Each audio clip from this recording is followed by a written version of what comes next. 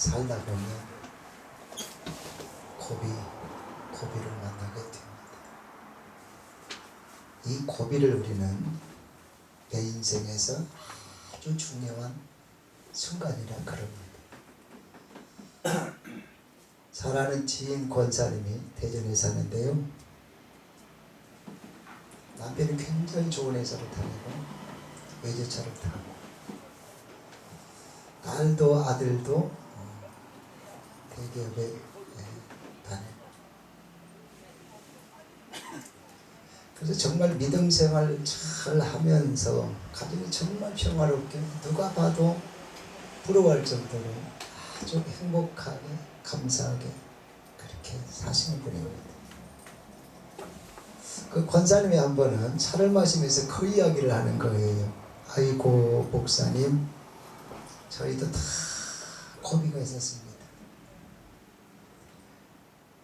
결혼해서 두 아이를 낳아놓고 남편이 사업을 했는데 이 사업이 갑자기 부도가 나면서 채권자들이 막 자기 집에만 들락거리고 잡으러 다니고 찾으러 다니고 그렇게 하다 보니까 또 경찰도 찾아오고, 밖에 나갔다 들어왔는데 집에다 메모지 하나, 여보 미안해요, 요 글 한 줄 남겨놓고 신랑이 집을 나갔는데 그 뒤로 연락이 없는 거예요. 연락을 안 받는 거예요. 1년 가고 5년 가고 10년이 갔는데도 소식도 없고 죽었는지 살았는지 알 수가 없어요. 그런 동안 이 권사님은 두 아이를 정말 눈물의 세월을 보내면서 고생해서 이 아이들 데리고 밖에 나와가지고 자기 신랑이 부도 내놓으니까 이제 그 집도 다 이제 빼앗기고, 그래서 정말 눈물의 세월을 보내서 그렇게 이제 자녀들을 어느 정도 키웠는데 세상에 이 신랑이 13년 만에 들어온 거예요. 놀래지도 않고. 아니 부부가 이렇게 살다가 13년 만에 뭐 죽었는지 살았는지 연락도 없고 아무 그것도 없다가 13년 만에 들어왔는데, 아니 그동안에 돈을 모아서 통장을 들고 들어와서 얼마나 감사하겠어. 그나마 다행인데 아이고 지 몸 하나 들어왔다. 13년 안에 여러분, 그 권사님이 다른 사람에게 만약에 재혼을 해버렸다 그러면 웃지 않으려고 자기 몸 하나 나간 그대로 또 들어온 거예요. 자, 받아줘야 됩니까? 안 받아줘야 됩니까? 여러분도 곤란하죠? 받아줘야죠. 그래도 이 권사님이 그 고난 속에서 기도로 믿음으로 생활했던 분이기 때문에 받아주었어요. 받아주고 난 후에 이 남편이 그렇게 잘하는 거예요. 아멘도 좀 해봅시다. 아멘. 신랑이 잘한다는데 그래 못마땅 웃지 않겠습니까? 그렇게 잘하니까 이제 나중에 아이고 이 권사님이 왕비가 따로 없고 공주가 따로 없어요. 정말 잘 지내고 있는데요, 그때가 자기는 자기 인생에서 가장 큰 고비였대요. 자, 본문 말씀 보면 야곱에게 있어서 일생 중에 가장 중요한 순간입니다. 그래서 우리가 하나님이 이 야곱을 언제 만나 주셨느냐, 이걸 보면서 우리가 은혜를 나누겠는데, 첫째로 하나님이 야곱을 언제 만나 주셨는가 봤더니 외롭고 고독할 때 만나 주셨습니다.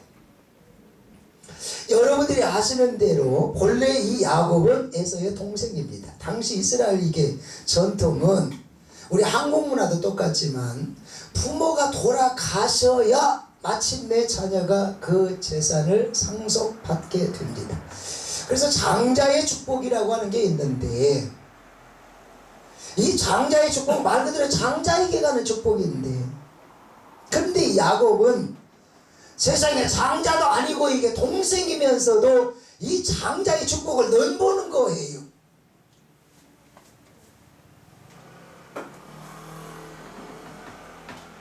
그런데요, 이 간절한 열망이 그가 살아가면서 갑자기 생긴 게 아니고 뱃속에서부터 배 속에서부터 그 욕심이 그 마음에 생겼어요. 사람들은 종종 그렇습니다. 아이고 이 조그만 아가 뭔 죄가 있어요. 아 이 쪼개나게 뭐 하느냐고. 그런데요 이 코딱지만 해도 아는 걸 다 알아. 아기를 한 명 낳아보신 분들은 잘 모르지만 처음 낳으니까 잘 모르죠. 근데 한 명 이상 낳아본 사람들은 벌써 이 애가 뱃속에 있을 때부터 성질이 급하구나 이게 안 급하구나 그걸 안다네.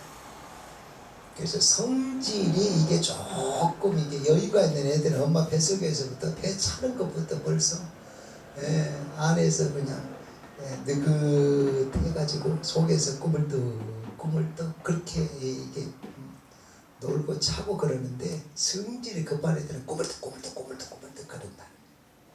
나도 들은 이야기야. 내가 남자한테 알겠어요.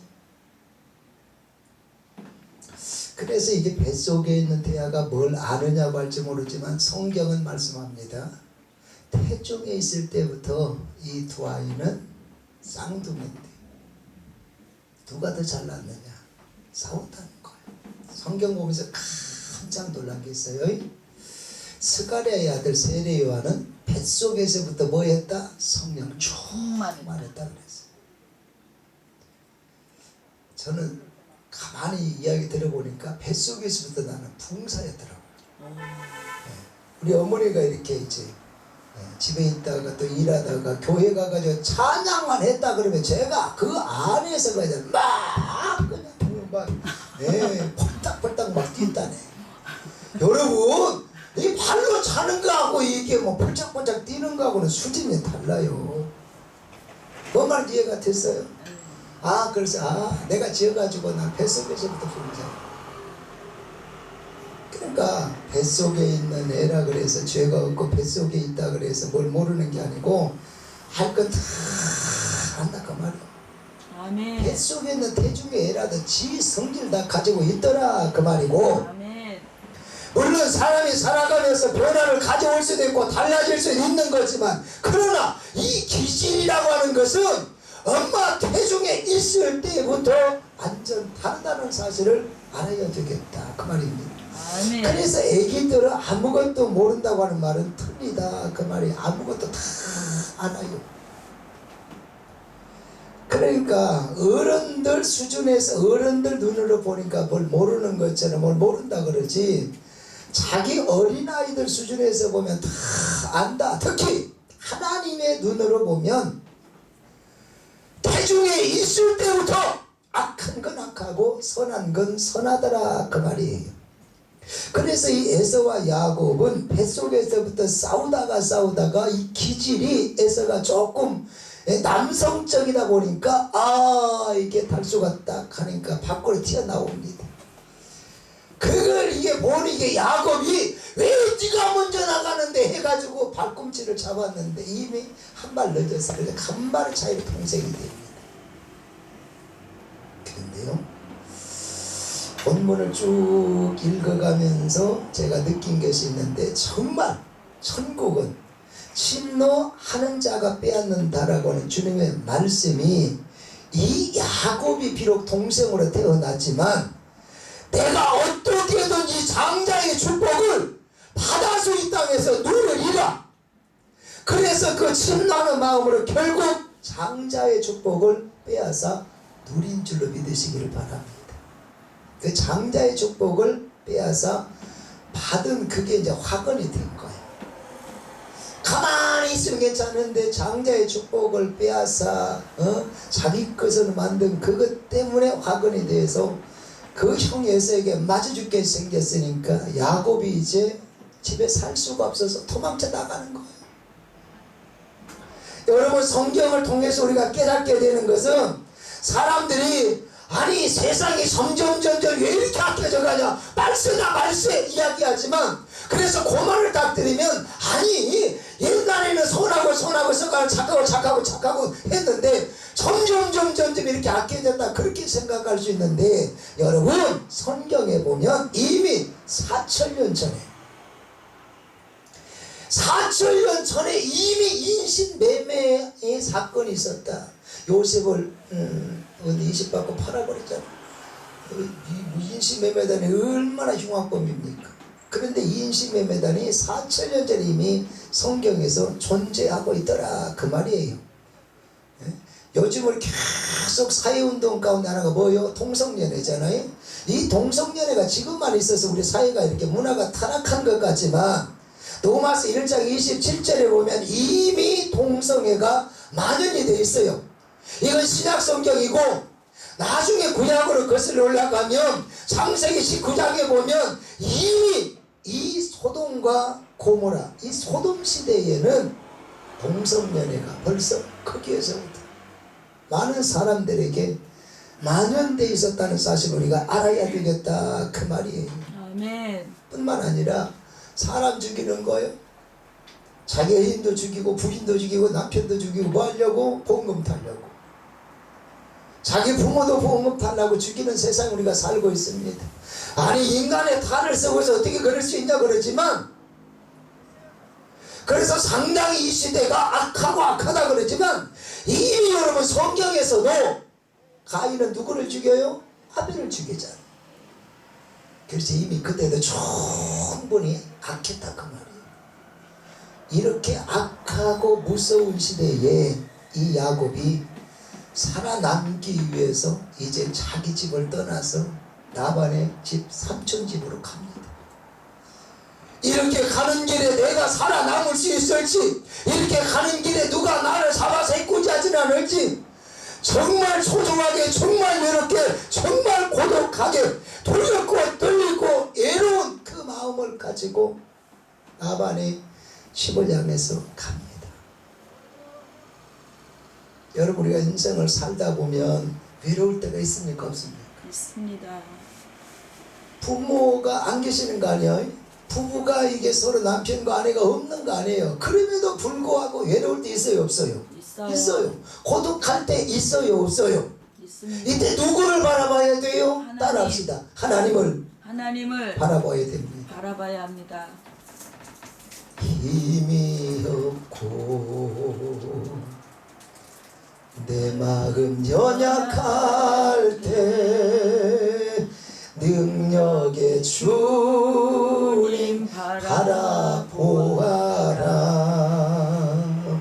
주의 이름 부르는 모든 자는 힘 주시고 늘 지켜주시리. 눈을 들어 주를 보라. 내 모든 염려 주께 맡겨라. 슬플 때에 주님의 얼굴 보라. 사랑의 주님 한식 주리라. 할렐루야. 아멘. 괴로우면 우리만 괴로운 게 아니고 고독하면 우리만 고독한 게 아니고 이미 4천년 전의 시대를 살고 믿음의 생활했던 이 야곱도 괴로웠다는 사실을 우리가 깨달아야 되겠다 그 말이에요. 그래서 이제 태어나서 부모 곁을 한 번도 떠나본 적이 없는 이 야곱이 자기 어머니가 야 삼촌 집이다 해가지고 메모 하나 딱 적어준 그걸 가지고 이제 길을 떠나는 거예요. 태어나서 한 번도 보지 못한 외삼촌이 오고 한 번도 가보지 않는 이 길을 정처 없이 외롭게 고독하게 가면서도 마음이 놓이질 않은 거예요. 이 험악한 길, 가보지 않는 길, 중간이라도 잘못된 만남, 이상한 사람 만나서 내 생명이 잘못되면 어떡하냐. 길을 가다가 살아온 짐승 만나서 또 내 인생이 잘못되면 어떡하냐. 아버지를 믿을 수도 없고 어머니를 믿을 수 없고 형이 잡아 죽이려고 하니까 떠나기는 떠나는데 너무 두려운 거 힘든 거예요. 그래서 하나님께 기도합니다. 아버지 역사하여 주옵소서. 내가 또 나는 이 길 어떻게 펼쳐질지 모르지만 하나님의 선하심으로 나를 인도하여 주옵소서. 굶지 않게 하시고 헐벗지 않게 하시고 안전하게 해주시고 내 인생을 보장시켜 주옵소서. 간절히 역사해달라고 하나님께 기도하다가 딱 잠들었는데 꿈에 하나님 나타나셔서 야곱! 나타나셔서 내가 너와 함께 하겠다. 네가 원한 대로 네가 소망하는 대로 다 들어주겠다. 하나님이 야곱이 외롭고 고독할 때 나타나셔서 위로해 주신 줄로 믿습니다. 그래서 우리는 외롭고 고독할 때가 뭐 해야 될 때냐? 기도해야 될 때다. 이해가 됐습니까? 아멘. 우리의 사역이 현장에 외롭거든, 인생 가는 길이 외롭거든, 어떤 관계에서 외롭거든, 물질 때문에 우울하고 힘들거든, 바로 이때가 하나님 만날 때다 싶어서 엎드려 기도해야 된다. 두 번째, 야곱 인생에서 언제 하나님 나타나셔서 만나 주셨는가 봤더니 억울할 때 만나 주셨다. 신앙생활하다 보면 외롭고 고독할 때보다 억울할 때가 더 힘듭니다. 외롭고 고독한 거는 나 혼자 감당하면 되는 거야. 인내하고 참고 그냥 나 스스로 노력하고 나 스스로 이겨나가면 되는데, 이 억울함이라고 하는 것은 반드시 나 혼자가 아니고 상대방이 있다는 것이고, 또 상대방을 용서하고 이해해야 된다라고 하는 또 하나의 어떤 감당해야 돼. 그 용서하고 이해해야 되는 그런 숙제가 다르게 돼요. 그걸 극복해야 된다 그 말입니다. 여러분, 우리가 잘 아는 요셉이라는 사람이 있잖아요. 그 사람이 성경에 보면 모세가 뭐 요셉이 능력을 받았더라 그 말은 없습니다. 요셉이 은사를 받았더라, 요셉이 안수했더니 귀신이 떠나갔더라, 그런 내용은 전혀 성경에 없습니다. 놀라운 축복을 받았더라 그 말씀도 없어. 그런데 이러한 요셉이 거대한 나라의 총리의 대신이 됩니다. 제가 성경 보면서 깨달은 게 있습니다. 요셉에게 큰 장점이 있었는데 그 장점이 뭔가 봤더니 이 억울함을 소화시킬 수 있는 성숙함, 그 능력이 요셉에게 있었다는 거예요. 이걸 우리가 본받아야 돼요. 아멘 안 하십니까? 아멘. 여러분, 성경을 보시고 여러분 주변을 쭉 한번 살펴보세요.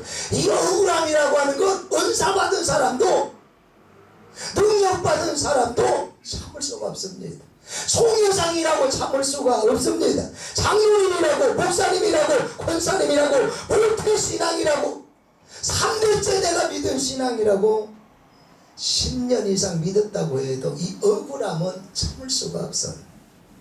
그런데 성경에 보니까 이 요셉은 이 억울함을 잘 참았다고 말이야.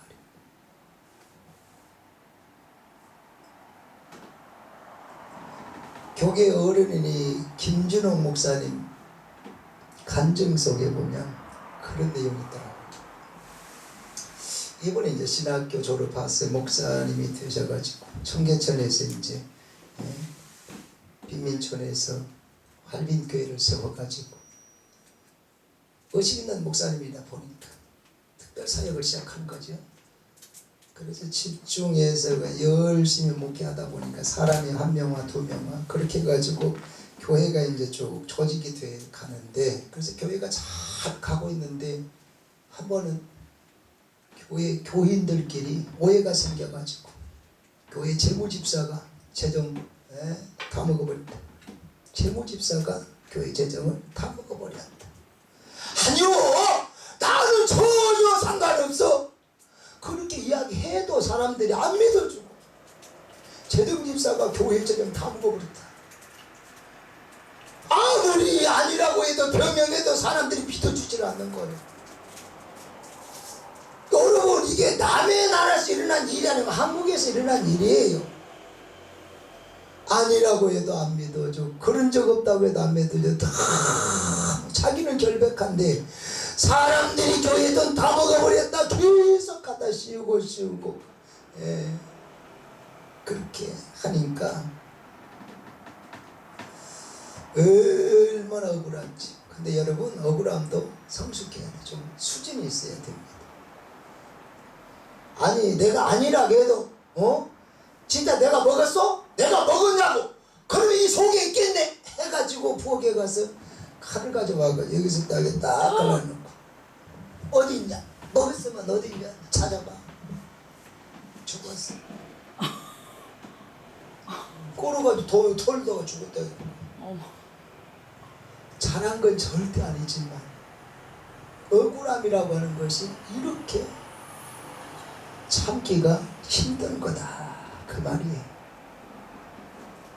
그래서 말씀을 나눕니다. 여러분이나 저나 세상 살다 보면 억울한 일 있어요, 없어요? 억울한 일 있어요, 없어요? 있어요. 억울한 일 있잖아요. 부모 자식 간에도 억울한 일이 있고, 부부 간에도 억울한 일이 있고, 형제 간에도 억울한 일이 있고, 동역자들 세계에서도, 교단에서도, 교계에서도, 지인들과의 사이에서도 억울한 일이 생각보다 많았죠. 바로 이렇게 억울할 때, 이렇게 억울한 일을 당했을 때 우리가 어떻게 해야 되느냐.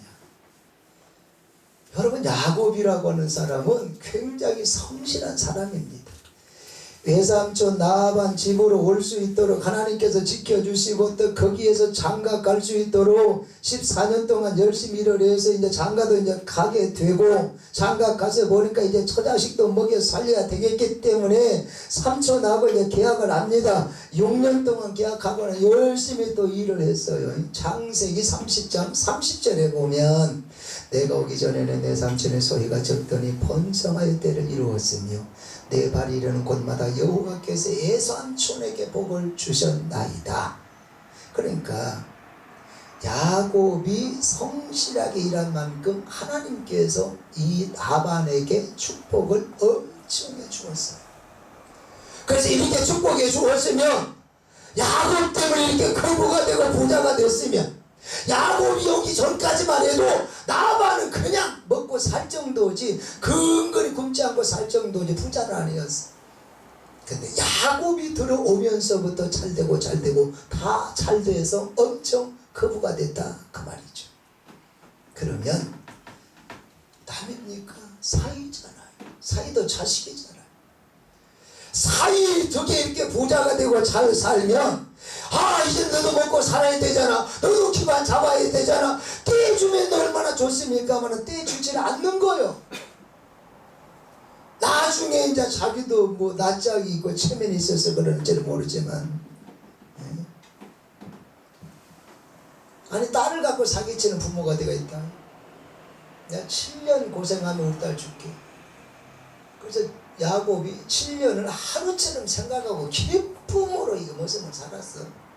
세도 안 받고 뭐도 안 받고 대가도 없이 7년 살고 났더니, 야, 언니가 있는데 동생부터 보내면 됐겠냐? 그 사기당해가지고 7년 더 고생했다.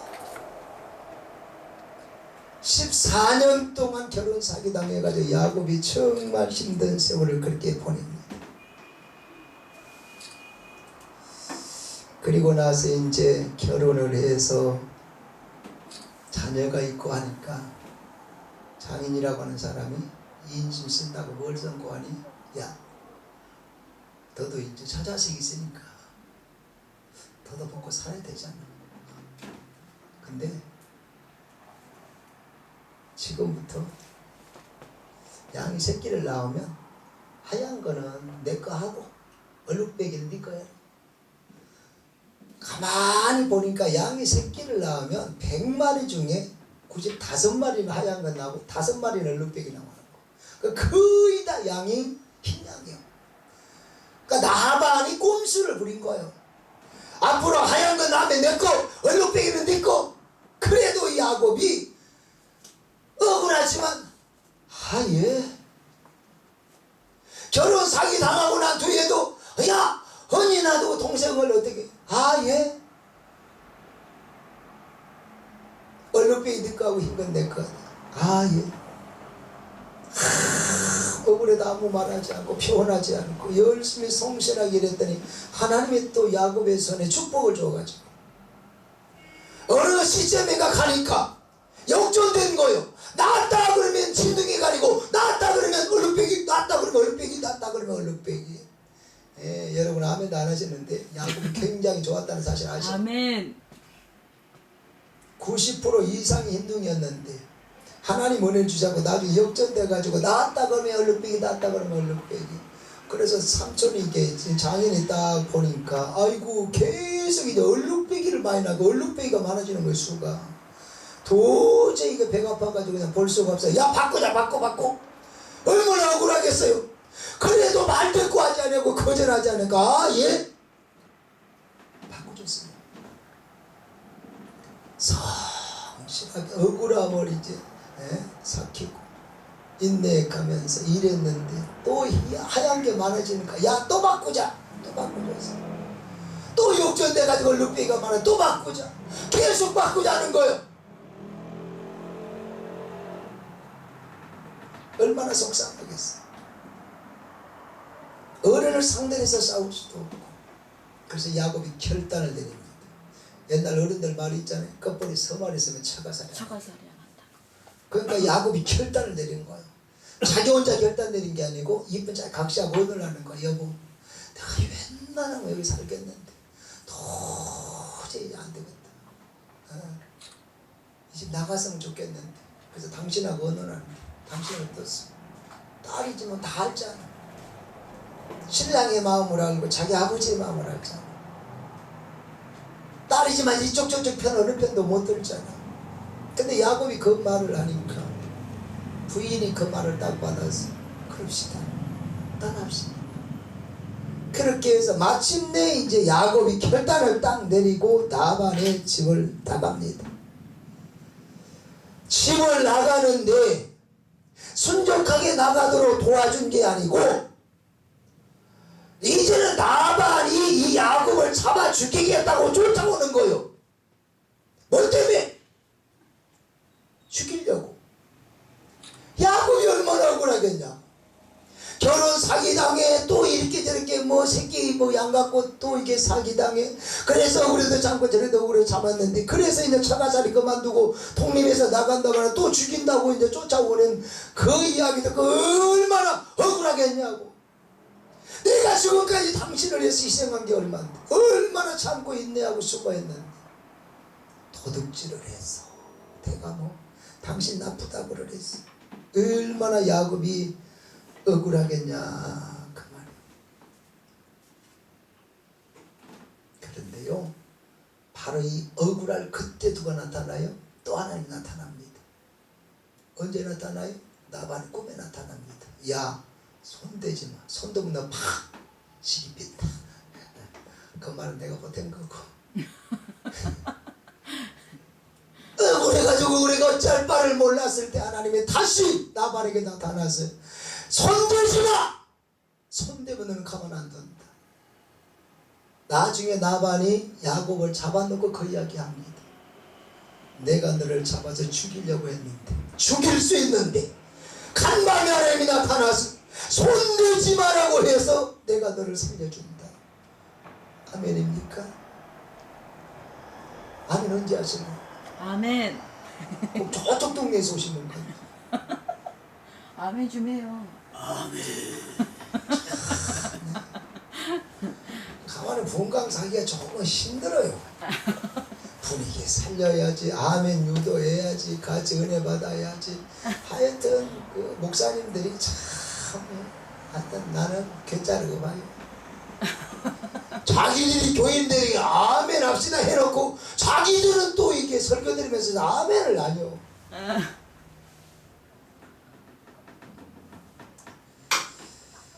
얼마나 야곱이 억울했겠냐. 그런데 그 억울할 때 하나님이 나타나셔서 그 억울할 때 은혜를 베푸시더라. 그래서 그 이후에 안전하게 가도록 하잖아요. 저는 이 억울한 일이, 억울함이 믿음 좋은 사람에게는 없는 줄 알았더니 믿음 있게 신앙으로 열심히 살면 억울한 일 안 당한 줄 알았더니 아브라함을 보니까 웬걸 믿음 좋아도 억울한 일을 당하더라는 거예요. 아브라함 같은 사람. 그때나 지금이나 남자들은 다 이쁜 여자를 밝히고 좋아하니까. 염라대왕도 이쁜 여자는 좋아한다네 또. 사람은 그런 게 아니고. 그래서 아브라함이 이쁜 여자를 데리고 사니까 너무 신경이 쓰이는 거야. 틀림없이 이 이쁜 각시를 데리고 이게 바로 애굽에 나타나. 그 왕이 자기 나를 죽이고 자기 부인을 빼들어갈 것 같아. 그래가지고 이제 불안하니까 자기 부인에게 부탁을 하는 거. 여보, 나중에 저 왕이 물어보면 내 각시라고 하지 말고 그냥 동생이라고 해요. 왜? 만약에 내 각시라 그러면 저 왕이 나 죽이고 당신 데려가 버리니까. 나 사랑해요? 아니요? 사랑해요.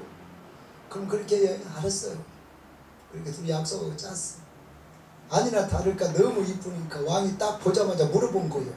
옆에 있는 여인은 누구인고? 예, 제 누이입니다. 그럼 너는 오늘부터 내 처남해라.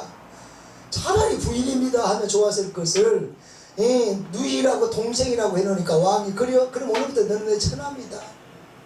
그래서 부인을 빼들어 가버린 거예요.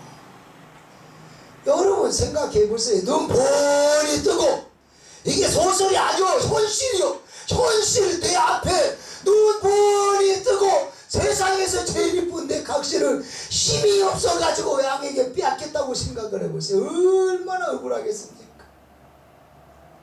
힘이 없어가지고 붙잡을 수도 없고 힘이 없어서 어떻게 뭐 해볼 수도 없고 얼마나 억울하겠냐고. 이때 여러분 간이 막 그냥 저리게 안 하게 기도했습니까? 아버지 이럴 수는 없나이다. 얼마나 기도했거냐고.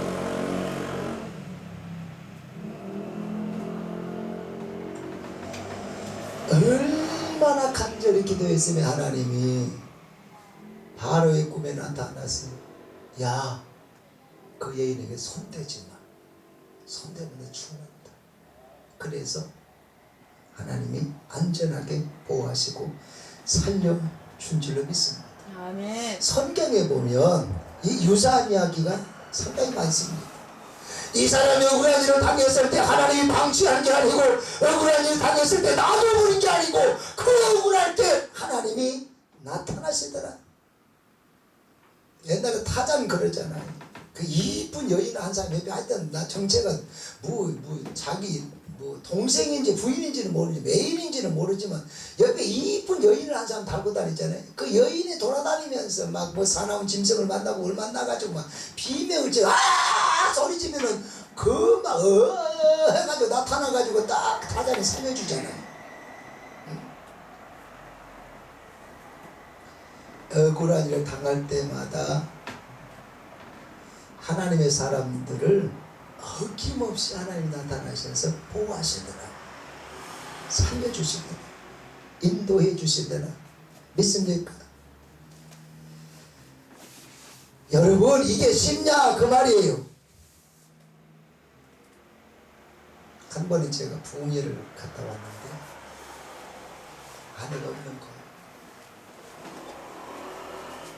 그래서 갈증이 나서 이제 물을 한 컵 마시냐고 목에 딱 들어갔는데 아이고 부흥회 도중에 이제 통화할 때 여보 집에 물이 안 나와요. 그래요? 그러면 옆에다 다 모아놓고 그냥 시켜서 먹어. 그랬더니 그 말이 은혜가 됐는지 설거지도 안 하고 먹은 거 다 옆에다 모아놓고 식당에 모아놓듯이 다 설거지다 모아놓은 거. 그래가지고 부엌에 가가지고 내가 이제 냉장고를 열고 물을 한 컵 딱 마시고 수도에 물이 안 나온다 했는데 지금은 나온가 안 나온가 아이 궁금한 거예요.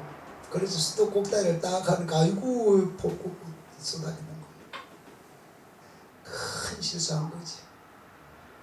그걸 딱 본 순간 헷갈리는 거예요. 이걸 설거지를 해줘야 돼, 말아야 돼.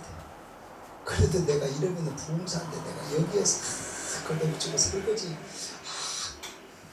해야 돼, 말아야 돼. 갈등이 막 생기는 거. 이때 성령의 감동이 내 마음속에 왔어요. 부흥사는 사람 아니냐? 목사는 사람 아니야? 설거지 해줘라. 언제 하면 할라요? 아멘. 그래서 성령님의 감동이기 때문에 순종을 했어요. 우리 다 올려놓고 걷어붙이고 퐁퐁 이게 5번 짜가지고 해가지고 씻기 시작했어요.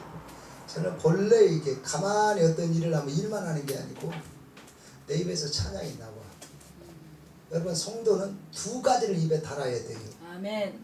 너희 중에 즐거워하는 자가 있느냐? 그럼 뭐 할 것이요? 기도할 것. 찬송할 것이요. 너희 중에 고난당하는 자가 있는 뭐 할 것이요? 찬송할 것. 기도할 것이요. 고난이 있을 때는 기도, 즐거운 일이 있을 때는 찬양. 아멘. 둘 중에 하나를 해야 된다 이 말이요. 아멘. 이해가 됐습니까? 아멘. 어려우면 기도하시라 이 말이요. 우울하면 기도하시라고. 아멘. 답답하면 기도하시라고. 아멘. 그러나 내 마음이 컨디션 괜찮으면 입에서 찬양이 나와야 된다. 아멘. 아멘. 그래서 나 자신도 모르게 설교제를 하면서 찬양이 나오는 거예요. 메들리로 막 내가 좋아하는 거 이리 갔다가 저리 갔다가 계속 찬양을 이렇게 뭐 하는 거예요. 하다가 한참 하다가 나도 모르는 사이에 내 꼬들만 돌고 하는 것처럼 돌고 하다가 딱 멈추는 곡이 하나 있더라고요. 주님여 이 손을 꼭 잡고 가소서. 약하고 피곤한 이 몸을 폭풍의 흑암속 해치사 빛으로 손잡고 날 인도하소서. 인생이 힘들고 하는데요, 눈물이 막 폭풍 눈물이 나도 모르게 쏟아지는 거예요. 뭐 하는 소녀? 설거지하는 소. 그러니까 설거지하다 은혜 받은 거예요. 피곤하니까 해줘 말어 그러다 속에서 성령님이 야 부흥사는 인간 아니냐 해라. 성령님의 감동에 순종했더니 설거지하다 이런 은혜를 받더라 그 말. 아멘. 제가 부흥회 끝나고 지방에서 올라올 때 3시간 4시간 올라올 때 가끔가다 운전할 때 또 이 찬양이 나도 모르게 딱 이게 곡이 그 자리에서 돌면서 주님여 이 손을 눈 감으면 안 되니까 눈 감으면 박쥐가 큰일 나니까 눈 뜨고 이제 하는데요. 눈물이 뭐 하는 손이요? 운전하는 손. 운전하는 손이다 보니까 이 가사가 내 마음에 팍팍팍팍 와닿는 거예요. 왜? 이 운전하는 손 120을 달리고 가는데 여기서 한순간이라도 내가 이 손에 놔버리면 뭐 하는 거예요? 나는 추돌해서 죽는 거예요. 살았다라고 할 것이 없어요. 하나님이 내 인생을 붙잡고 가지 아니하시면 나는 바로 죽는다. 하나님이 내 사역을 붙잡지 아니하시면 나는 더 이상 아무것도 할 수 없다.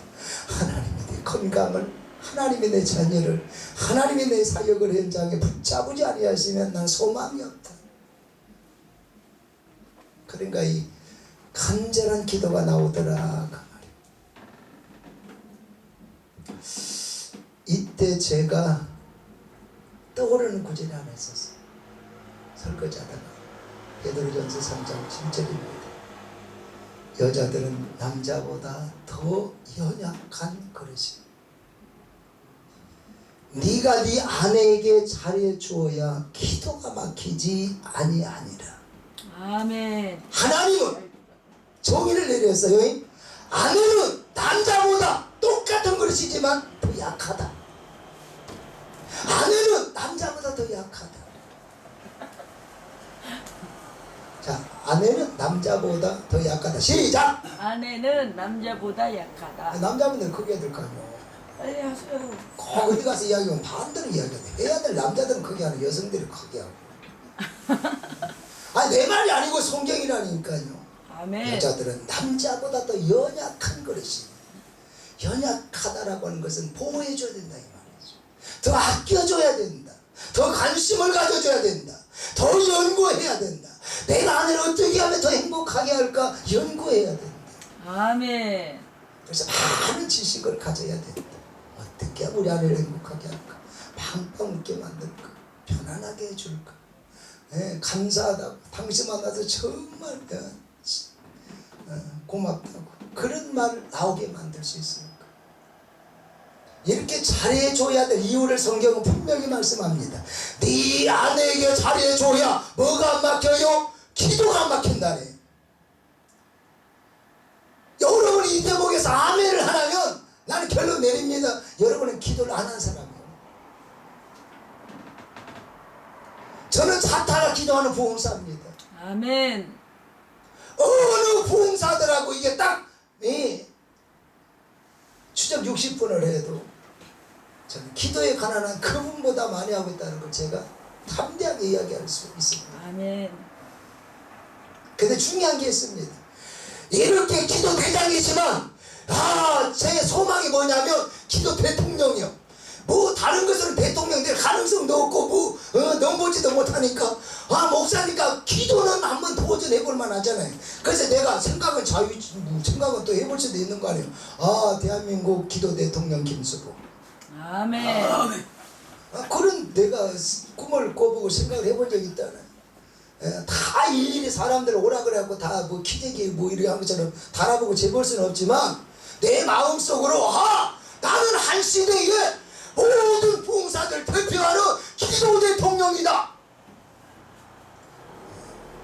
그런 제 비전, 꿈을 갖고 정말 제 나름 깜냥이 기도 많이 한다는 거. 결론은 깜냥이 기도 많이 한다는 걸 제가 하고 싶은 이야기요. 이 연사의 그 소원을 알아줬으면 좋겠어요. 이해가 됐어요? 그래서 어떤 상황에서도 저는 울면서 기도하고 방언으로 기도하고 통변하면서 기도하고 방언으로 찬양하고 방언으로 성경을 읽어가면서 하여서 모든 기도 훈련이 나름으로 완벽하게 다 되어 있지만 아주 중요한 거는 그럼에도 불구하고 기도 똑소리 나게 함에도 불구하고 아내하고 조그만 마음이 불편하면 주여 그러더라는 거. 주여. 다투고 와가지고 당신이 잘했냐고 아니 당신 왜 그래 답답해요? 그렇게 소리 지르고 와가지고 성전에서 아버지 바바바바바바 그거 잘못된 거예요. 그건 악한 영의 역사예요. 제대로 된 기도라면 아무리 목회 연륜 있고 기도를 많이 하고 훈련된 사람이라도 아내하고 딱 다투고 부딪히면 주여 이렇게 나온다. 그래서 뭐가 막혀요? 기도가 막혀요. 그래서 진짜 사역하는 사람은 하나님이 원하시는 사역을 하기를 원하는 건강한 사역하기를 원하는 사람은 피해갑니다. 왜? 다투면 각시는 뭐 말 안 해버리면 끝나거든. 교회 와서도 지가 설교를 안 하고 예배인도 안 하니까 저기 앉아가지고 더군다나 또 한쪽에 가서 안 보는 데가 앉아있으면 신랑이 편하게 설교를 하는데 이 사끝이 눈에 딱 보이는 거리에 딱 이 인간이 뭐라고 오늘 설교하는 거 보자. 그런 식으로 딱 앉아있으면 설교하겠냐고 이게 부담스러워가지고. 그러니까 설교가 은혜스럽게 나가기 위해서 기도가 안 막히려고 피해가는 거야. 할 말이 왜 없겠어? 불만이 왜 없겠냐고. 천사하고 사는 게 아니니까. 아니 왜 외로움이 없겠냐고, 왜 고독이 없겠냐고, 왜 억울함이 부부간에 없겠냐고, 왜 성질이 안 나겠냐고. 그래도 나는 부흥사니까. 그래도 한국 땅이 알아주는 부흥사니까. 기도가 안 막히려고 제가 꼭 참고 함소리한 주여 하고 싸우고 주여 하는 게 아니고 참는 거예요. 열을 나 혼자 참 주여 하고 나 혼자 피해가는 거예요. 왜? 기도가 안 막혀요. 기도가 안 막혀야 성령이 역사하잖아. 기도가 안 맞게 내 사역이 건강한 그런 사역을 할 수 있잖아요. 이해가 됐습니까? 아멘. 그래서 여기서 저 나름의 결론을 내렸어. 아! 죽는 날까지 이제 아내에게 전해줘야 되겠다. 아멘. 확실한 거는 아내 기 빼봐야, 아내 성질나게 해봐야 그 나이 들어가면서 남자들에게 좋은 거 하나도 없더만. 젊었을 때 이게 팽팽하게 나이 버릇을 갖고 막 박치기 하고 아이고 인간 이 소리가 나오지. 아, 이게 나이 들어가면서 진짜 부모보다 자식보다 더 중요한 사람이 아내더만. 아멘. 중요한 게 아멘 있어요. 하세요. 아무리 효자라도, 아무리 자식들에게 좋은 부모라도 부부간의 사이가 안 좋으면 부모와 나 사이가 힘들어집니다. 나와 자녀 사이가 힘들어져. 그런데 아내와 내 사이가 원만하면, 아내와 시부모 사이가 조금 안 좋아도 바로 가정이 화평하지. 웃음의 꽃이 핀다니까요.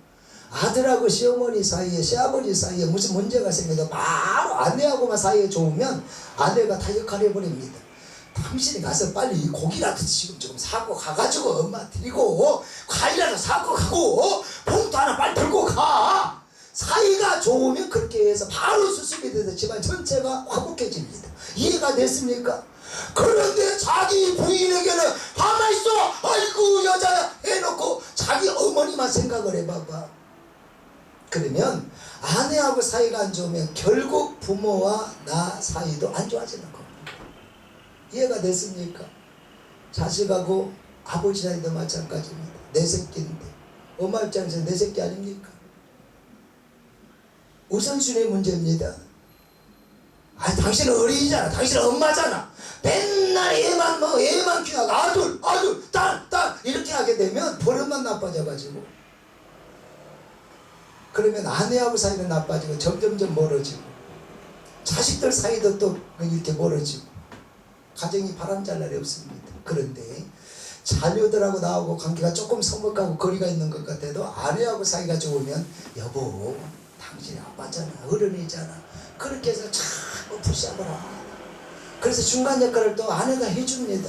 야, 네 아빠가 얼마나 니들을 위해서 기도하고 얼마나 신경 쓴 줄 아냐. 니들의 아빠의 마음을 조금만 이해해줬으면 좋겠다. 그래서 집안 전체가 갑자기 화평으로 딱 공동체가 하나가 된다, 이 말이죠. 이해가 됐습니까? 근데 꼭 덜 떨어진 사람이 자기 부인은 제일 밑에 순위에다 놔두니까 집안이 엉망진창이 되고 기도가 막히고 여기서 박 터지게 싸우게 돼. 별소리가 다 나오게 됩니다.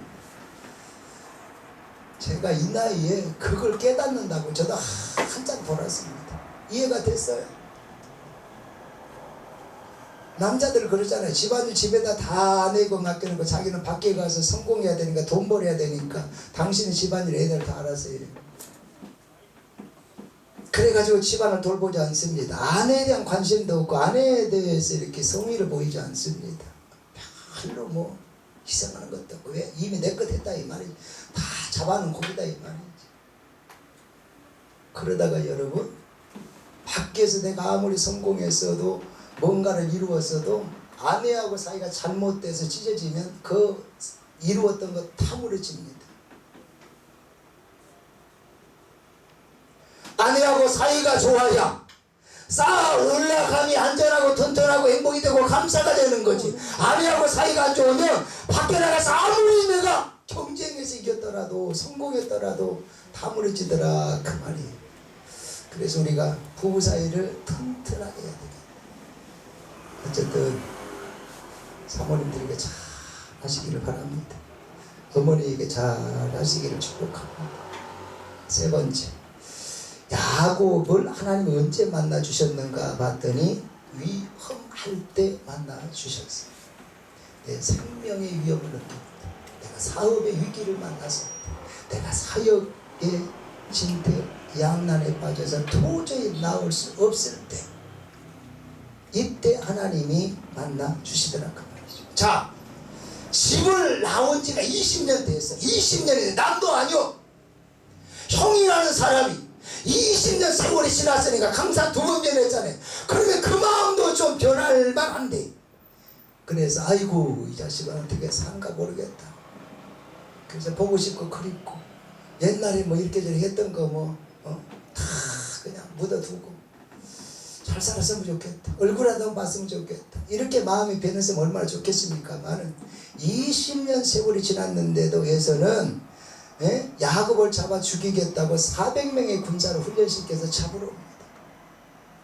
뭐 한다고? 죽이려고. 생각해보세요. 결혼해서 이쁜 여자 먹고 자식도 낳고 종을 거스리고 많은 재산을 가지고 있으면 무슨 소용이 있겠습니까? 나 죽으면 다 의미가 없는 거 아니야? 그래서 야곱이 또 기도하기 시작한 거예요. 하나님 아버지 살려주옵소서. 하나님 아버지 역사하여 주옵소서. 하나님 아버지 인도하여 주시고 책임져 주시고 함께하여 주시옵소서. 이때 하나님이 또 나타나셔서 야곱을 도와주십니다. 허리에 금이가 들어 기도하니까 하나님이 야곱을 도와주십니다. 교회에 다닌다고 해서 여러분 성경 인물을 다 좋아하는 건 아니에요. 자기가 좋아하는 인물이 있어요. 저는 성경에서 이 다윗이라고 하는 사람을 상당히 좋아합니다. 왕이어서 제가 이 다윗을 좋아하는 게 아니고 오직 하나님 중심의 믿음 또 기도의 사람 그의 영성이 저는 이 다윗이 개인적으로 마음에 들더라. 성경에 보면 다윗이 편하게 안전하게 행복하게 살다가 왕이 된 게 아니고 12살 때 골리앗을 무찌르고 난 후에 자기 장인 사울왕의 정적이 되어서 자기 사울왕 아버지가 죽이려고 하니까 계속 이때부터 도망자. 아버지는 추적자, 이게 사위는 도망자.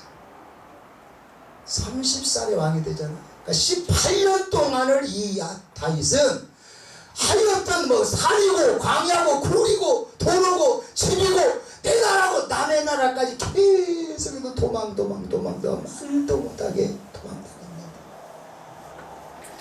그런 위기 속에서 이 다윗이 보여주는 것은 하나님을 떠나지 않더라는 것이고 하나님께 반드시 기도줄을 잡고 살더라는 것. 살살 기도하지 않고 살려달라고 역사해달라고 구원의 뿌리 되어달라고 구원의 요소가 되어달라고 뜨겁게 눈물로 부르짖어 기도하니까 하나님이 지켜주시더라. 보호해 주시더라. 인도해 주시더라. 그래서 마침내 이스라엘 왕이 됩니다. 왕이 되고 난 뒤에 이제는 괜찮을란가 싶었는데 이제는 아들 시키가 이제 지가 왕을 해먹겠다고 반란을 이렇게 해가지고 잡아 죽인다고만 눈에 불을 켜고 또 그냥 혈안이 되어가고 그러잖아. 이때도 야지 다윗은 낙심하지 아니하고 하나님 떠나지 아니하고 시험 들지 아니하고 엎드려 기도하기 시작합니다. 눈물로 부르짖어 기도합니다. 그랬더니 하나님께서 이 다윗과 함께 해주십니다. 이런 세월, 이런 믿음의 과정을 걸치면서 중요한 게 있습니다. 그런 삶을 살고 난 뒤에 그런 신앙생활에 열매가 보였는가 봤더니 다윗은 영의 사람이 되어 있더라는 거예요. 아멘. 다윗은 깊은 영성을 소유하게 되더라 그 말이에요.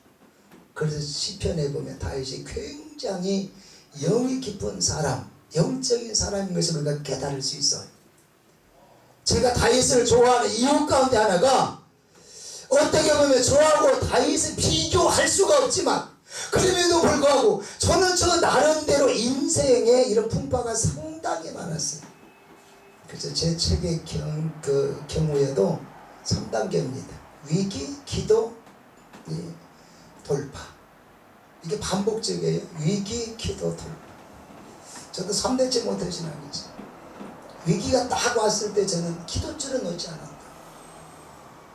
어릴 때나 지금이나 여전히 아까 이야기했잖아요. 누구에게나 고독이 있을 수 있고 억울한 일이 있을 수 있고 환난이 있을 수 있는데 이때 저는 기도줄을 잡고 있었다. 다윗처럼 저도 부르짖는 기도. 얼마나 여러분 울면서 저도 많이 기도했는지 이때마다 하나님은 다윗을 돌파하게 하시고 길을 여셨던 것처럼 또 다른 만남을 통해서 역사하신 것처럼 저에게도 비슷한 은혜를 주셔서 풀어가게 하시고 돌파하게 하고 극복하게 하고 나누게.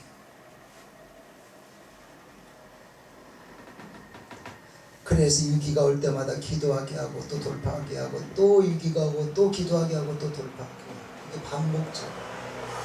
그러면서 지금에 와서 딱 나를 돌이켜보니까 내 인생 내 사역 나에게 있어서 하나님은 어떤 분인가가 분명하게 저에게 그림으로 남더라고요.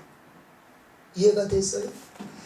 그냥 왔다 갔다 하면서 내가 그냥 형식적으로 이론적으로 믿는 그 하나님이 아니고 내 인생과 사역 내 중심에 하나님은 나에게 어떤 하나님인가 그게 분명하게 내 세포 속에 마음속에 머릿속에 심어지더라. 또 하나는 이런 위기 기도 돌파 반복적으로 쭉 하다 보니까 내 스스로가 깜짝 놀랄 만한 영성이 깊어지는 은혜가 있더라는 거예요.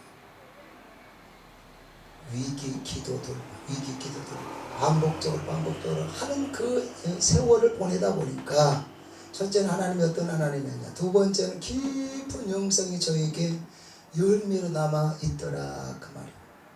사람이 요즘에 라이센스 뭐 자격증 시대다 그래가지고